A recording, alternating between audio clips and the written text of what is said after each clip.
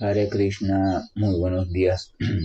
Namaom Vishnupadaya Krishna Prestaya Bhutale Grimate Bhaktivedanta Swaminiti Namine Namaste Saraswate Deve Gauravani Pracharine Nirvisesa Sunyavadi Pachatya Deshatarine Jaya Sri Krishna Chaitanya Prabhu Nityananda Sri Advaita Gadadhara Srivasadi Gaura Bhaktavrinda Hare Krishna, Krishna Krishna, Hare Hare, Hare Rama, Rama Rama, Hare Hare.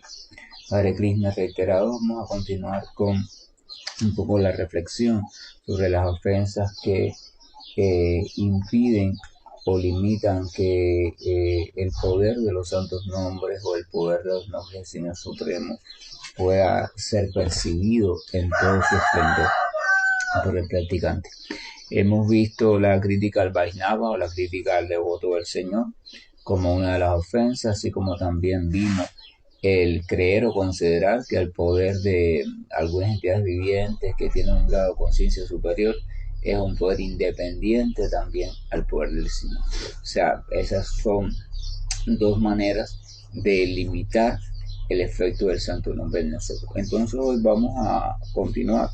Haridas Thakur va a continuar y va a mencionar otra de las ofensas, y la ofensa es la ofensa de desatender la figura del maestro espiritual, tanto sus indicaciones, así como despreciar la figura del maestro, o sea, considerar que no es necesario tener ningún tipo de guía en este asunto del camino espiritual.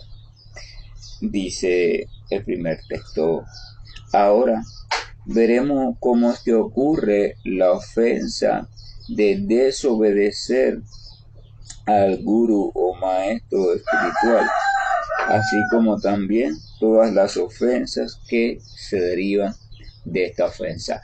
Este final es importante porque cuando dice así como todas las ofensas que se derivan de esta ofensa, generalmente nada en este mundo está aislado, o sea, todo trae una serie de consecuencias.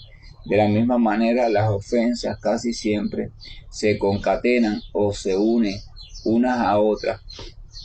O sea, es muy difícil que uno cometa una ofensa o uno incurre en alguna de ellas y que ellas simplemente se queden esas consecuencias. Casi siempre una ofensa de una forma u otra puede derivar en otra ofensa, que a la vez puede complejizarse a otra ofensa. Es como un síntoma. A veces uno puede tener una enfermedad simple, pero esa enfermedad simple puede complejizarse poco a poco con otra enfermedad, o puede complejizarse con otro estado que después posteriormente va a traer otra consecuencia. Y entonces todo se va haciendo cada vez más complejo. Por eso Haridas Thakur advierte que no solo va a hablar sobre esta ofensa de desatender al maestro o al gurú, sino también de las posibles ofensas que se derivan de esta.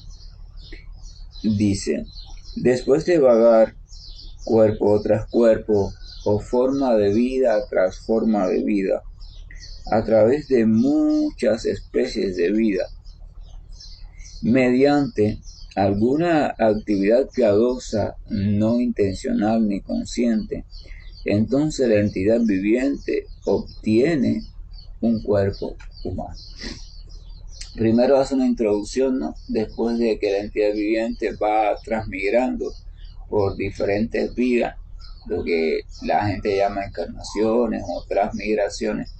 Entonces se dice que por alguna actividad piadosa, alguna actividad buena, incluso hecha por casualidad, la entidad viviente tiene la dicha o la oportunidad de obtener un cuerpo humano dentro de alguna cultura, en alguna época, en alguna condición específica. Continúa. El cuerpo humano debe comprenderse que es una rara oportunidad, porque Solo en esta forma de vida humana es que la entidad viviente puede desarrollar de modo apropiado el servicio devocional. Haridas Thakur hace una especificación en la que muy pocas veces pensamos, porque simplemente estamos adaptados al cuerpo humano. En esta última vida aparecimos así en la forma de vida humana y por tanto lo consideramos como algo normal. Pero si echamos un vistazo simplemente a los momentos actuales y solo acá en este planeta Tierra y a las diferentes formas de vida o posibilidades de vida que hay o de manifestación de vida que hay y su variedad, vamos a darnos cuenta que realmente el ser humano, la especie humana, en comparación con las demás especies, somos prácticamente nada, somos un porciento muy pequeño. Entonces, eso significa que todas las otras especies tienen vida, son mucho más numerosas que la especie humana. Entonces, sin embargo, esto que yo soy, la entidad viviente que soy, ha nacido en esta vida como ser humano.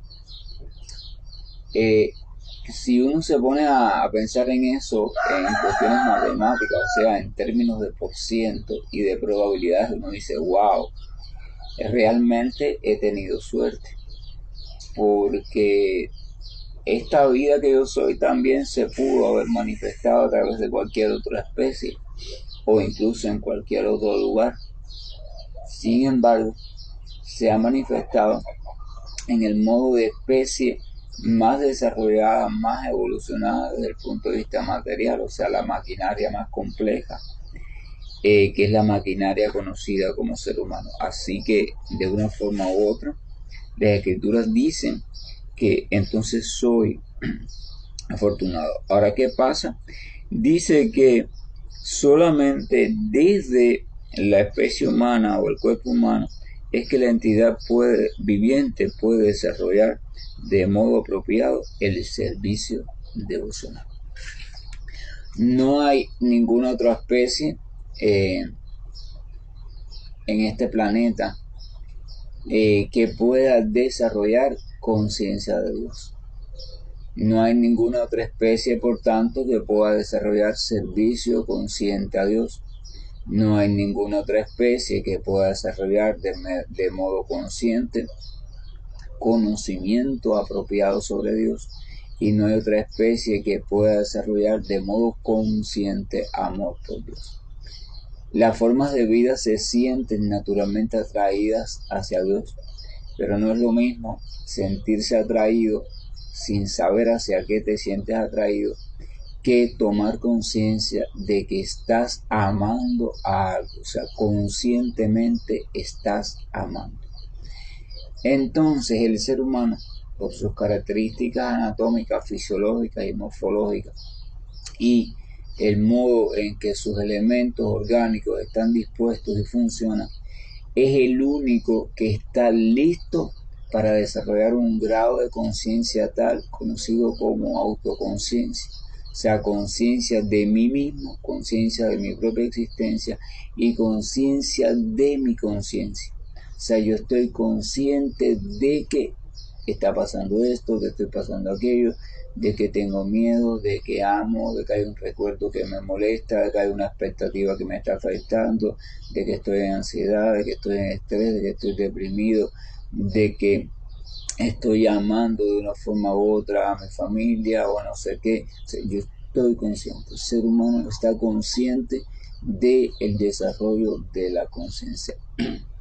La capacidad de ser consciente o la potencia de ser consciente está presente de forma obligada, forma parte de toda entidad viviente. O sea, la vida en sí misma, dentro de sus ingredientes, tiene el ingrediente conciencia. En potencia, conciencia, o sea, conocimiento, está ahí. Tiene el ingrediente eternidad y tiene el ingrediente de experimentar cierto gozo, bienaventuranza. Entonces amor, verdad y fuerza o eternidad y gozo están siempre presentes en potencia. Pero para que esa potencia llegue a manifestarse en el mayor grado posible, tiene que desarrollarse cierta estructura compleja que sea capaz de manifestar en un grado u otro lo que ya está en potencia. La conciencia está en potencia en toda entidad viviente. Donde quiera que haya vida, está la potencia de conciencia. O sea, es consciente. Ahora, no toda entidad viviente es consciente de que tiene una potencia de conciencia. Por ejemplo, usted toma el microorganismo más primitivo que haya, el más simple, el menos complejo, el menos desarrollado desde el punto de vista de conciencia, y usted lo estimula, le hace un estímulo, cualquier cosa lo estimula. Entonces va a ver que ese microorganismo, por ejemplo una bacteria, ese microorganismo da señal de respuesta. Ese microorganismo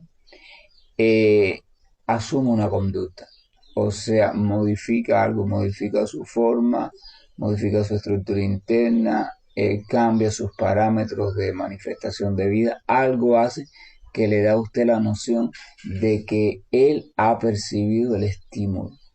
Es una condición muy primitiva, pero él lo ha percibido.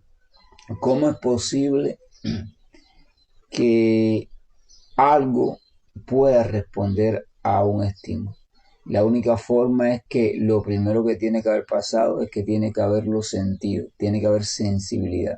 Por tanto, la sensibilidad es el modo más primitivo que demuestra la existencia de conciencia. Lo que pasa es que esa conciencia, o sea, ser consciente, la capacidad de conocer, ese microorganismo ha conocido de alguna forma que ha habido un cambio que de un modo u otro le afecta y por tanto él ha respondido de modo automático, primitivo también, a ese cambio. Entonces ahí hay una conciencia, hay la capacidad de conocer. Repito, primitiva, pero la capacidad está ahí. Esa capacidad de conocer y por tanto de responder, la capacidad de conocer y de responder siempre van juntas. Entonces se va complejizando, o sea, ese organismo va desarrollando nuevas formas de respuesta y va perfeccionando sus formas también de reconocimiento, de conocer, de adquirir conocimiento sobre lo que está pasando en este mundo material y que le puede afectar o le puede beneficiar. Y entonces de ahí van surgiendo, ¿no?, lo que llamamos los sentidos, que se van dividiendo, etcétera, etcétera, hasta que todo se vuelve bastante complejo y al mismo tiempo evolucionado. Pero el punto es este: ya la conciencia está allí, la capacidad de ser consciente está allí. Lo que esa conciencia o esa capacidad no se puede manifestar en plenitud, porque la estructura o la maquinaria en la cual se está manifestando esa vida es muy simple y entonces no puede permitir el acceso a la autoconciencia o la conciencia de la conciencia. Entonces, sin embargo, el ser humano o la maquinaria del ser humano, incluyendo su sistema nervioso central, estructuras del cerebro, complejidades del cerebro, enlaces neuronales, capacidad de la subjetividad o lo que se conoce como mente, el ser humano tiene una maquinaria perfectamente diseñada para, si así lo permite o si así va descubriendo el modo, desarrollar al mayor grado que le sea posible la conciencia de su capacidad de ser consciente. O sea, tiene la posibilidad de volverse un ser consciente o de vivir como un ser consciente, consciente de todos los mecanismos internos mediante los cuales se desempeña en esta cotidianidad. Por tanto y demás, tiene también la capacidad de a su debido tiempo dirigir esa misma conciencia o esa misma potencia hacia el estado superior, que es el estado de tomar conciencia de la presencia del Ser Supremo. sea, tiene por tanto la capacidad no solo de conocer al medio, no solo de conocer la propia maquinaria conocida como cuerpo y mente, no solo conocerse a sí mismo como potencia espiritual, sino también de conocer a algo que está más allá del mundo material. Y entonces cuando desarrolla esa capacidad, tiene la capacidad de desarrollar amor por ese ser supremo y tiene la capacidad de desarrollar o desempeñar lo que conocemos como servicio devocional. Por eso es que se dice que solo desde la vida humana es que se puede desarrollar apropiadamente el servicio devocional a la suprema personalidad de Dios.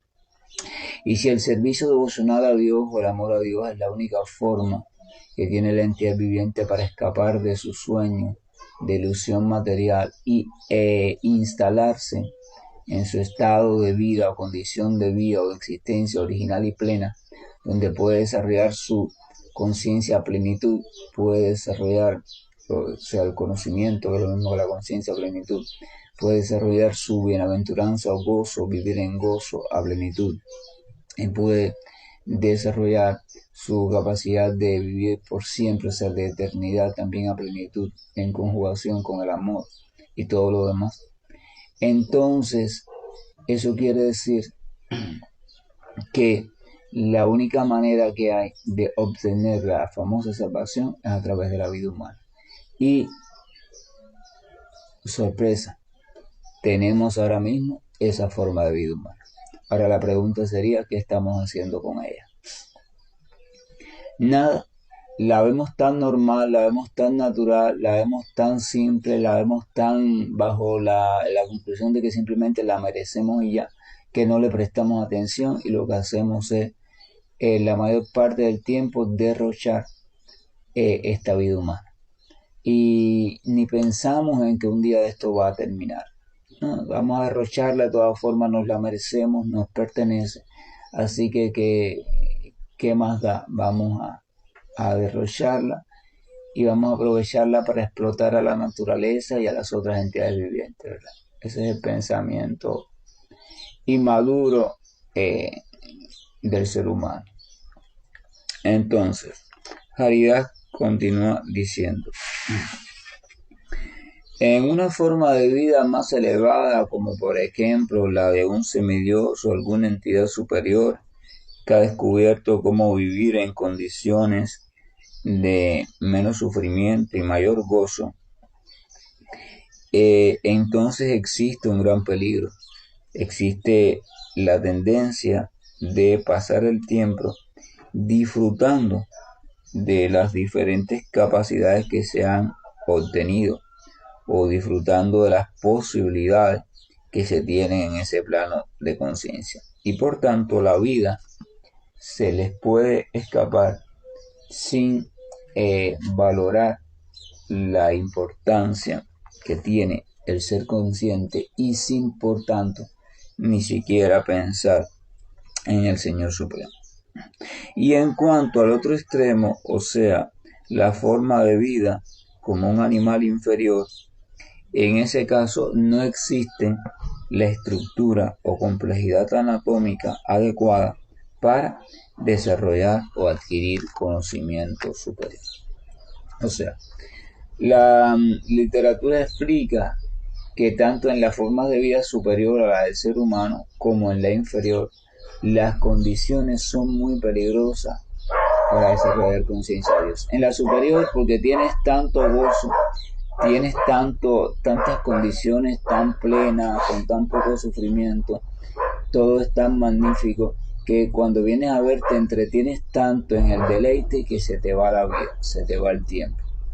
Y en la inferior, porque tienes tantas carencias de estructuras complejas en tu cuerpo que no tienes la posibilidad de desarrollar conocimiento apropiado. Por tanto, vuelve de nuevo la vida como ser humano, es una vida intermedia,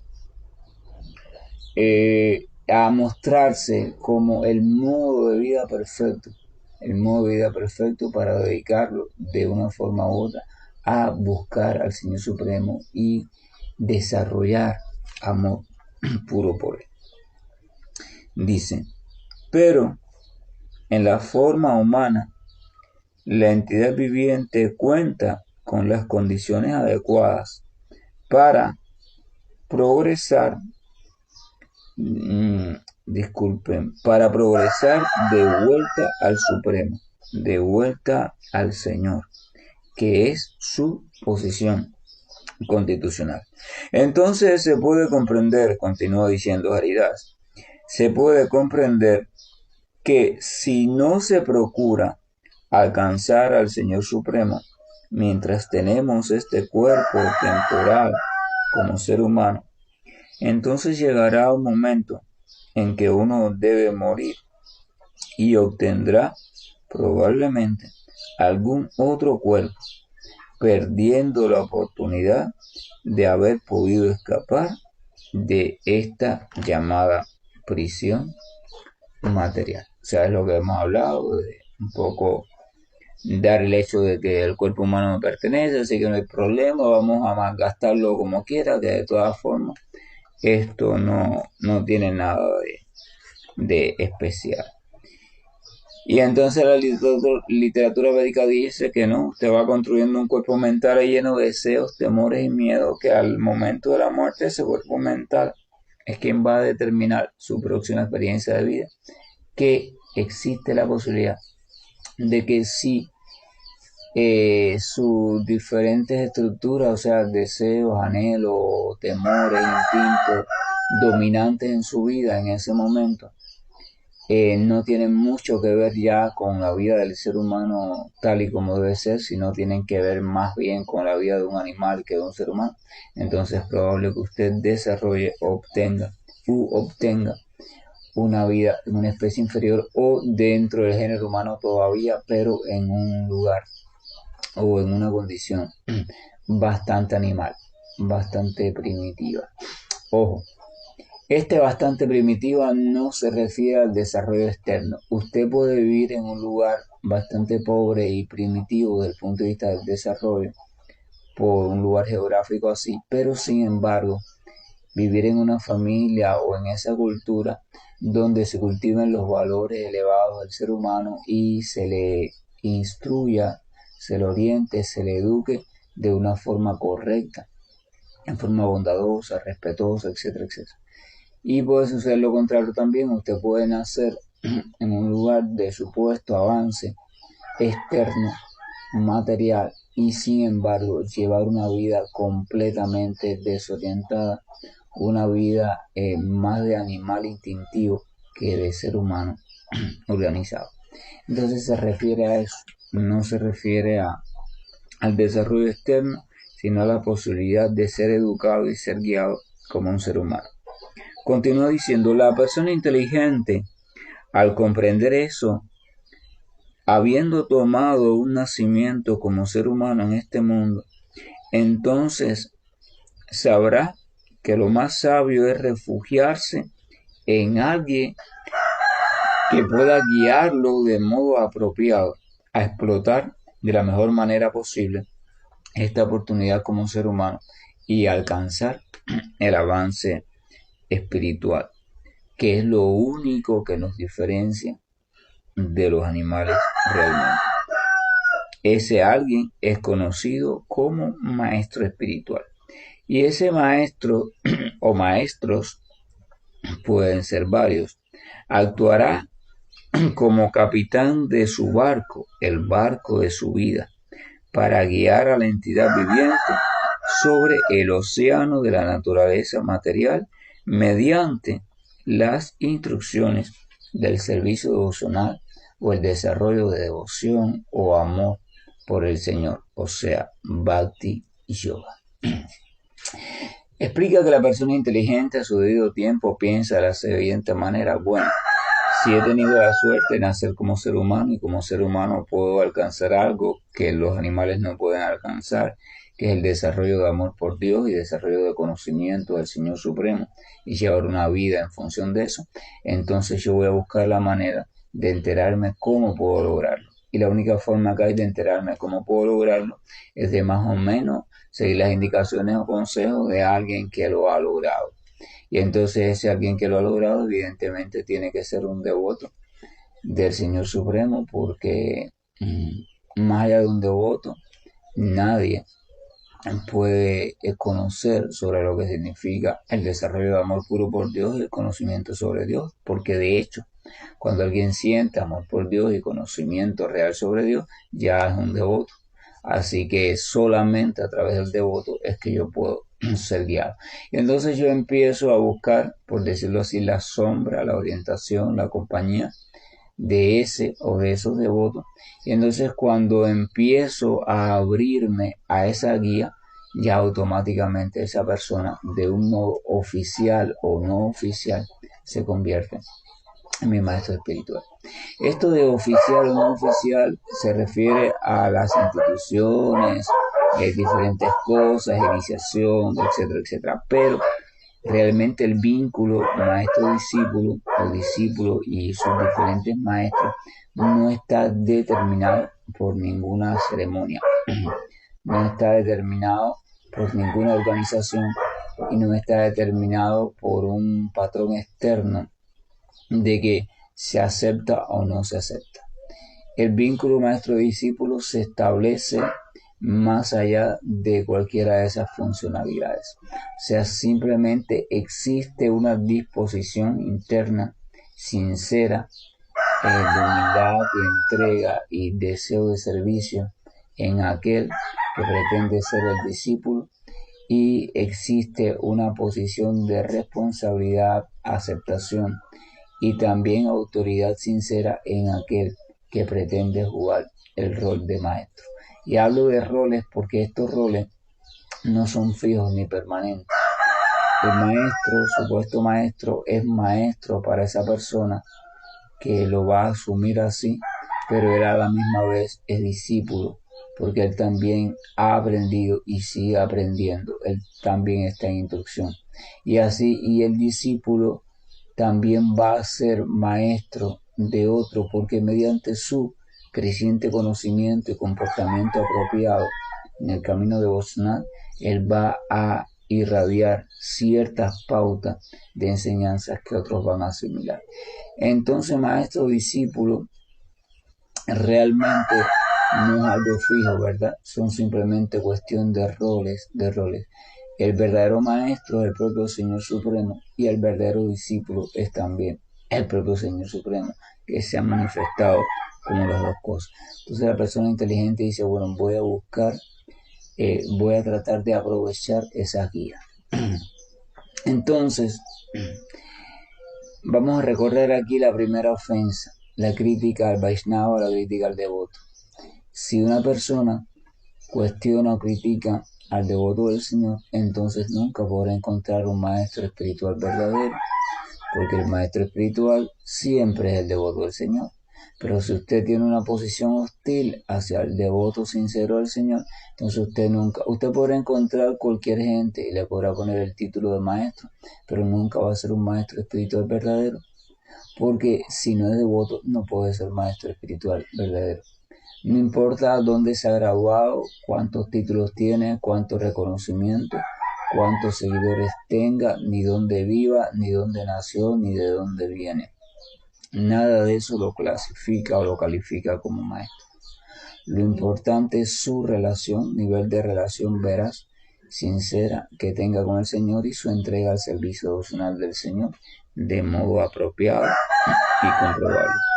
Entonces la persona inteligente, o sea, vemos como esa primera ofensa lleva a esta tercera ofensa, o sea, desatiende a la figura del maestro espiritual porque desatiende también a la figura del devoto. Pero sin embargo, si acepta esa figura, entonces dice, wow, déjame buscar a una guía, una persona. Es como cuando usted está en un trabajo nuevo, usted tiene que aprender el oficio. Cuando usted está en un sitio nuevo, usted tiene que buscar alguna guía, ya sea un mapa, una brújula, preguntarle a alguien. O sea, siempre es necesario, frente a lo que usted no ha experimentado o quiere encaminarse, es necesario, o al menos prudente, la búsqueda de una guía certera. Usted puede empezar a probar ensayo de error, pero bueno, el riesgo de eso es que se le va la vida en eso y es probable que coja por rutas que no le conduzcan de ningún sitio. Continúa diciendo, esa es la importancia del gurú.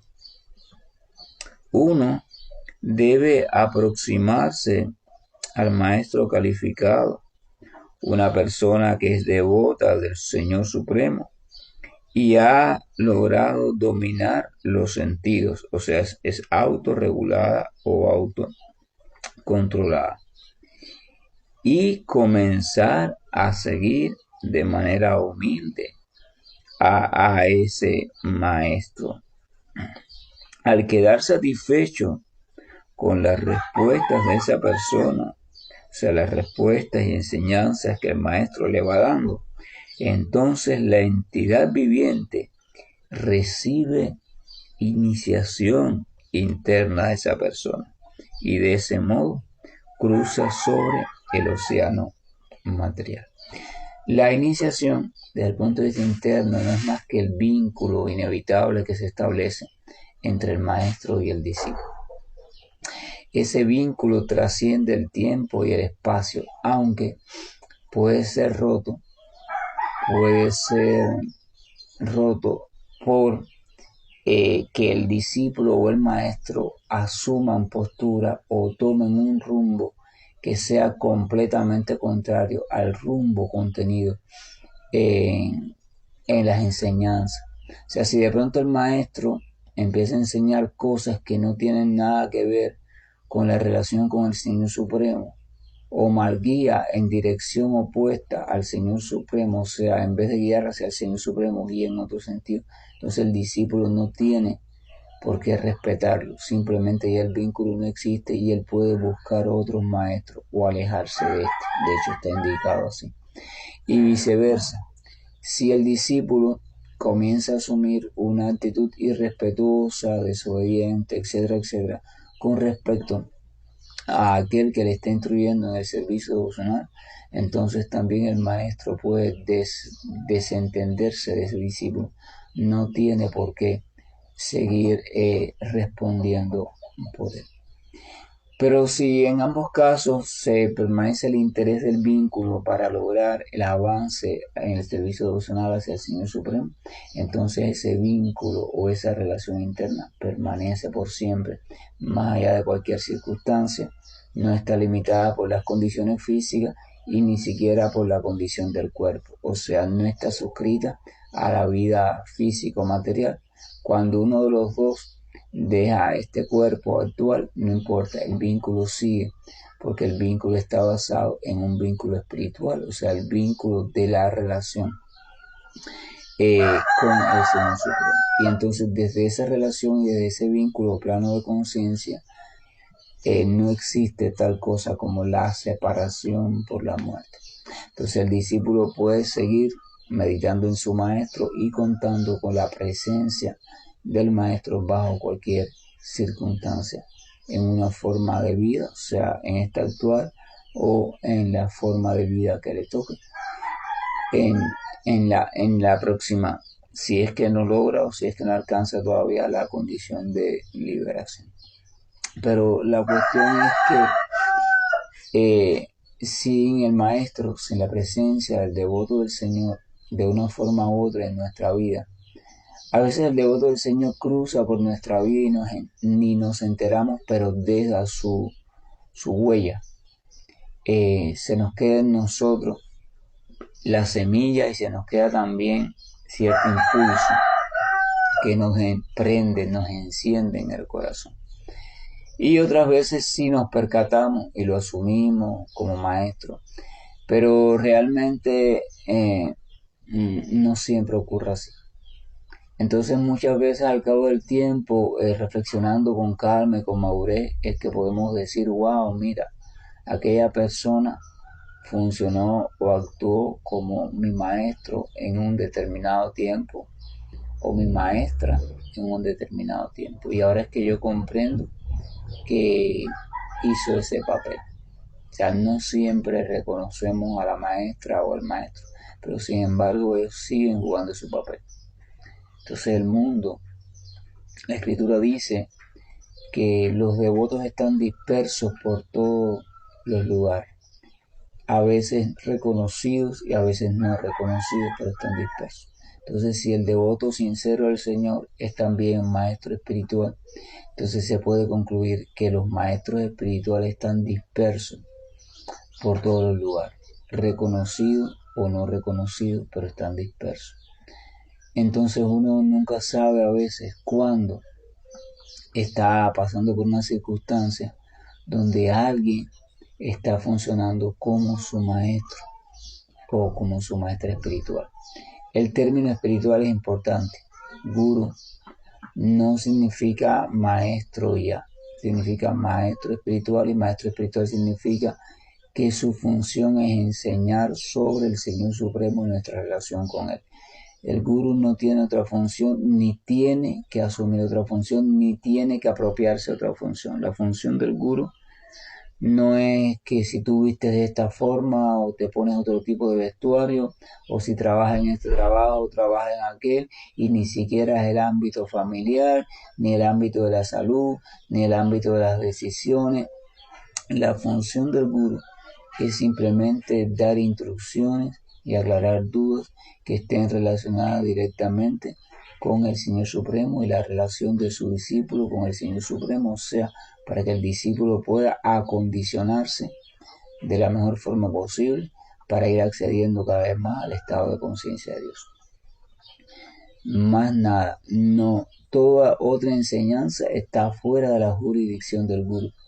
El gurú no debería meterse en otros asuntos.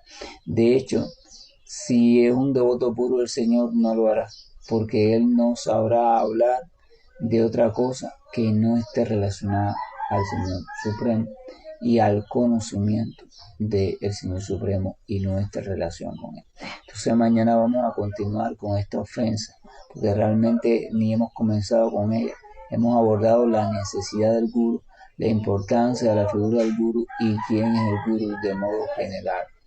Entonces vamos a ver mañana o en nuestro próximo amanecer cómo Haridas Thakur va describiendo cuál es la ofensa entonces, esa de desatender la orden del gurú y cómo esa ofensa puede afectar o destruir nuestro avance espiritual. Y entonces traten de seguir siendo simples, llevando una vida simple, una relación con Dios simple, un anhelo amoroso en el corazón también simple, sin mucha complejidad, para que la mente no les juegue trampa. Y al mismo tiempo traten de, dentro de lo posible, ser simples y practicar también la pureza. Esta pureza me refiero a la pureza en cuanto a su relación con Dios, que el deseo por Dios sea sincero y no sea por un interés de un tipo o de otro, sino que sea por pura sinceridad. Eso es ser puro en nuestra relación con Dios. Y poco a poco también ser puro en nuestro pensamiento, que nuestros pensamientos hacia otras personas y nuestras intenciones, nuestros procederes y comportamientos hacia ellas, sean siempre dentro de lo posible sin dobleces, sea sin algún tipo de intenciones escondidas o ocultas que puedan dañar o que puedan perjudicar.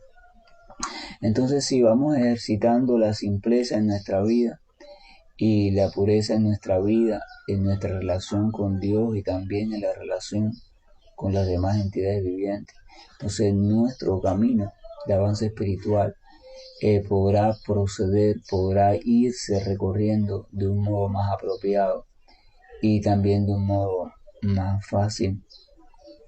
Y son principios básicos que deberíamos conservar en nuestra vida, ahí en silencio, en tranquilidad, en nuestro corazón, en nuestra práctica, mientras cantamos los santos nombres, mientras que pensamos en el Señor, mientras que oramos, mientras que clamamos por Él en medio de la desesperación, o nos gozamos de Él en medio de su glorificación. Esa es la cuestión. Una vida simple, una vida de luz, dentro de lo posible, aceptando nuestras diferentes cualidades, aquellas que hay que ir cambiando y también aquellas que hay que ir reforzando, pero siempre intencionado allí, siempre con la certeza de que si yo hago mi parte desde la sinceridad del corazón, entonces el Señor va a ayudarme El Señor va a colocar piezas importantes en mi camino que me ayuden a mantenerme en el rumbo correcto, en el rumbo adecuado para poder estar cada vez más cerca de Él. Que la gracia, el amor de Dios nos guíe, nos oriente. Que sintamos siempre su presencia y nos sintamos amados por Él. Nos sintamos abrazados en medio de la soledad o en medio de la desesperación. Y nos sintamos también alegres en medio de cada una de sus señales de misericordia. Ámense y traten de amar a toda criatura, pero no se esfuercen a ello tampoco. Si no siente amor espontáneo hacia algo o hacia alguien, no tiene que sentirse mal por eso, simplemente siga trabajando en usted, siga amando y buscando al Señor. Y los cambios irán sucediendo, los que sean necesarios y los que no sean necesarios, ¿no? No se violente el amor. Deje que el amor vaya brotando en la medida que el Señor va despejando e iluminando su vida y su corazón. Pero anhele al Señor. Anhele una vida tranquila, una vida simple, sencilla, centrada, armónica, confiada, esperanzada, una vida en la fe, una vida llena de la sensación de estar refugiado o refugiada en el Señor. El Señor es simple. La relación con el Señor tiene que ser simple también. Y por tanto nuestra forma de amar y dejarnos amar por Él también tiene que estar marcada por la simpleza. Sean simples y serán felices. Hare Krishna, buen día. Estoy finalizando la llamada.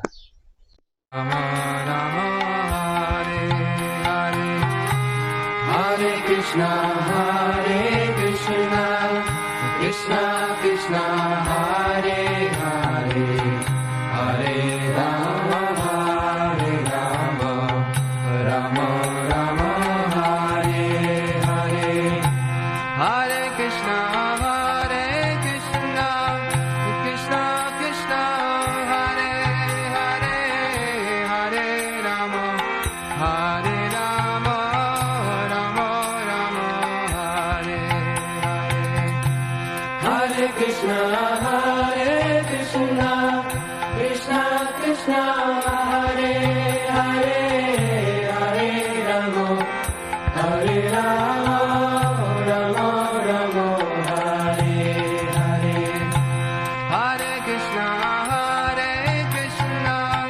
Krishna Krishna, Hare Hare, Hare Rama, Hare Rama, Rama Rama, Hare Hare.